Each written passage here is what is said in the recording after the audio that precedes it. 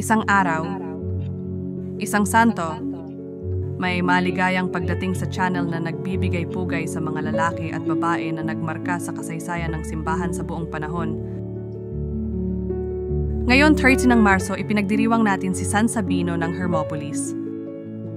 Kamusta? Si San Sabino ng Hermopolis, kilala rin bilang Abibus at Fanas, ay isang prokurador, marahil isang obispo, at martir na Kristiyano ng Hermopolis sa Ehipto.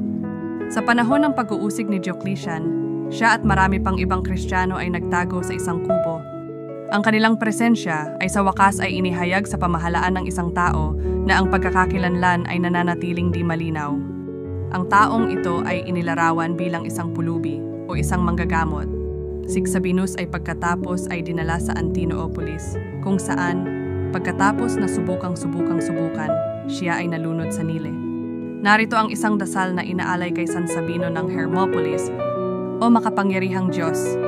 Pinasasalamatan namin ang buhay at patutuo ni San Sabino ng Hermopolis na nagpatutuo ng kanyang pananampalataya kay Hesukristo kahit sa huling regalo ng kanyang buhay. Bigyan mo kami ng biyaya na sundin ang kanyang halimbawa ng dedikasyon at katapatan sa iyo. San Sabino, ipanalangin mo kami sa Diyos.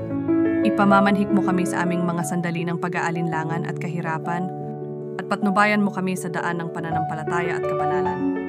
Na kung gayawan niya tayo ay mabuhay ayon sa iyong mga aral at magapatatatofos ng kayo na kaibigan sa mundo sa paligid natin. Amen. May iba pang mga santo na ipinagdiriwang ngayong araw. San Rodrigo ng Cordoba, ipakikilala namin sila sa aming mga susunod na video. Maligayang pagdirwang sa lahat ng ipinanganak ngayong araw.